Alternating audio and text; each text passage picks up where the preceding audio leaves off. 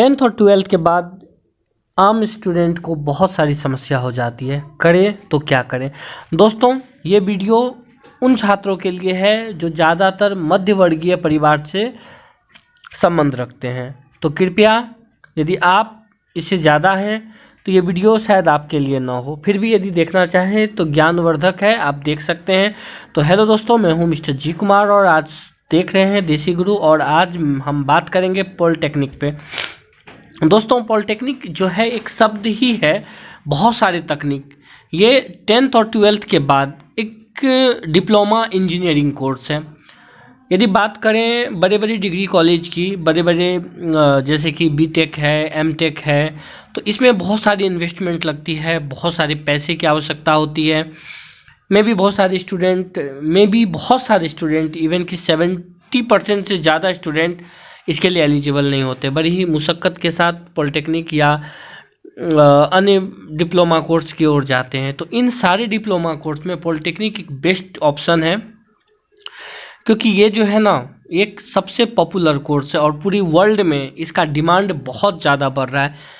थोड़ा सा डिफरेंट है, यदि आप बीटेक करके जाते हैं तो आपको इंजीनियर का पोस्ट मिलता है, और पॉलिटेक्निक करके जाते हैं तो आपको जूनियर इंजीनियर का पोस्ट मिलता है, मतलब एक पोस्ट ऊपर और नीचे।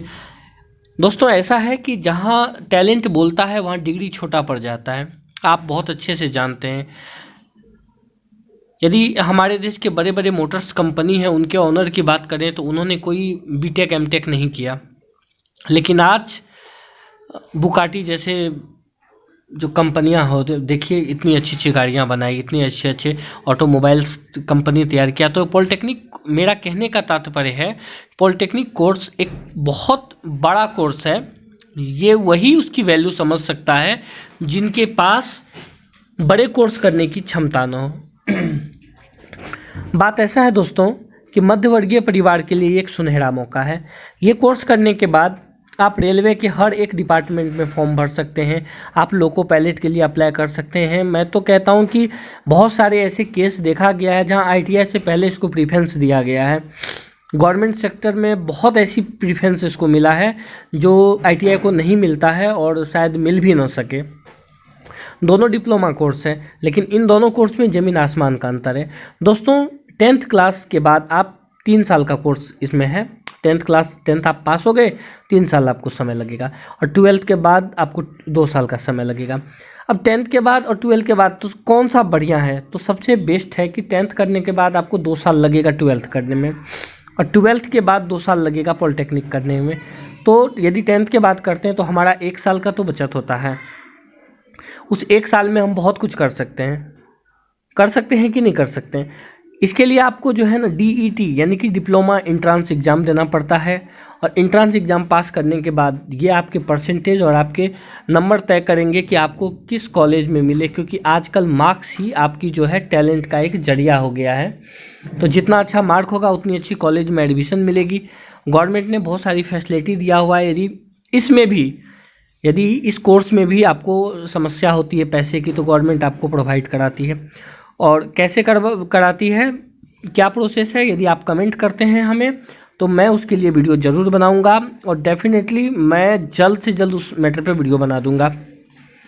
तो पॉलिटेक्निक मेरे ख्याल से और आजकल के जो बदलते दौर हैं, ये बेस्ट है। ये कोर्स करने के बाद आप स्पेशल एक सेल्फ एम्प्लॉय भी बन सकते हैं। इसके अंदर मैकेनिकल इंजीनियरिंग आती है, सिविल इंजीनियरिंग आती है, इलेक्ट्रॉनिक इंजीनियर आती है, और कंप्यूटर इंजीनियरिंग आती है। यानी कि सारी इंजीनियरिंग की जितनी फॉर्मेट है वो तो आप कंप्लीट ही कर रहे हैं। ऐसा कोई साइड ही नहीं बचा जो छूट रहा है आपसे। सबसे आजकल का जो डिमांड है, एक कहावत है, एक देसी गुरु ने कहा है, आप मुझे ही मान लो, कि रिंच और सिरिंच जो होते हैं ना, कभी भूखे नहीं मरते। और ये रिंच है, इंजीनियरिंग कोर्स एक रिंच है जो दुनिया इसी के बदौलत चलती है, और 5 साल बाद जो है इसका दौर बदल रहा है।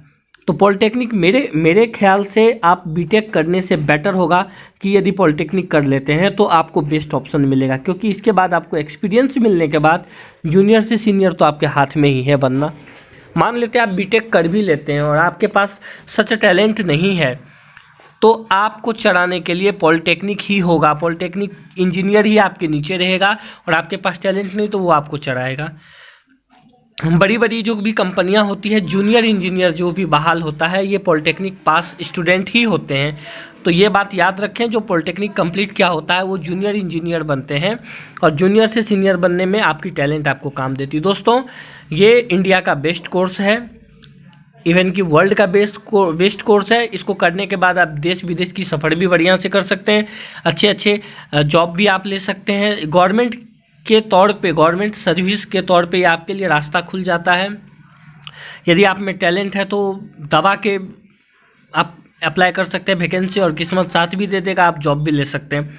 दोस्तों, इसमें खर्च की बात करें तो सब कॉलेज की अपनी अपनी सिस्टम होती है। 3 लाख से लेके आपको 5 लाख तक की मिनिमम खर्च या मैक्सिमम खर्च कहिए। मिनिमम मतलब हाई प्रोफाइल, यदि आपको अच्छे कॉलेज में एडमिशन नहीं मिल रहा है और फिर आपको पढ़ना भी है तो फिर कुछ ना कुछ तो पैसे व्यवस्था करने पड़ेंगे। कॉलेज इंपॉर्टेंट नहीं होता दोस्तों, इंपॉर्टेंट होता है आपकी खुद की टैलेंट। आप खुद एक कॉलेज हो, दुनिया में कितना भी बड़ा कॉलेज चले जाए, और पॉलिटेक्निक डायरेक्ट एक बात जान लीजिए, कितना भी बड़ा कॉलेज चले जाए और आपको रियल टैलेंट है ही नहीं तो कोई फ़ायदा नहीं है।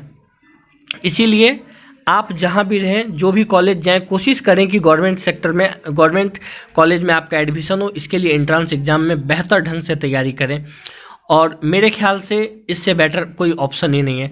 दोस्तों, मैं नेक्स्ट वीडियो में मैं कंपेयर करूँगा